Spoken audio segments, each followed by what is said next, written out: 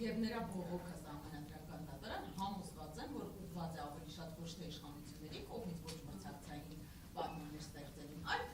անդիմադիր ուժերի, որ ընտրակաշառքներ է տրվել։ Այն 200 դեպքի հետ կապված։ Եվ մինչ օրս հակակոռուպցիոնը եւ քննչական կոմիտեն դեռևս բացահայտումներ են անում ընտրակաշառքների հետ կապված։ Հատկապես որ իշխանությունը եւս խոսում է, որ ոչ լեգիտիմ է եղել ընտրությունները,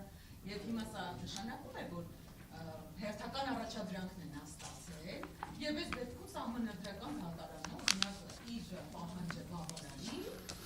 նշանակի նոր ընտրություններ, բայց միևնույն ժամանակ զրկելով ուժեղ Հայաստանին, օրինակ ընտրությունների մասնակցելու իրավունքից, որպես այդ հիմքերը, այսպես ասած, հիմքերը։ Կարծում եմ շատ հարցերի պատասխաններ, նույն ձեր վկայակոչած, կարելի է առաջին հերթին տեսնել, երբ կլսենք քաղաքացիական պայմանագիր կուսակցության, որը երրորդ անձ է ներգրավված սահմանադրական դատարանում ընտրությունների վեճի գործով, երբ իրենց դիրքորոշումը կլսենք։ Ես առնվազն լսել եմ այդպիսի վարկածի մասին։ Դրա մասին տարբեր մասնագետներ նաև հրապարակավ ներկայացրել են։ Կարծում եմ դրա համար շատ ավելի արդյունավետ մի ճանապարհ իրենք ունեին։ Դա պետք է լիներ հենց քաղաքացիական պայմանագիր կուսակցության կողմից դիմում ներկայացնելը։ Բայց իրենք նաև, կարծում եմ,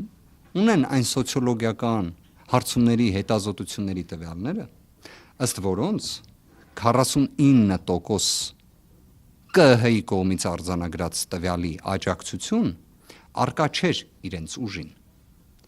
Եվ վարչական ռեսուրսի չարաշահումը, ատելության խոսքի տարածումը, զանգվածային եւ համակարգված կերպով ընտրախախտումները,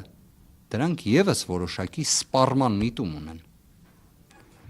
Այն այդքան էլ հեշտ չէ պերմանենտ կերպով իրականացնել։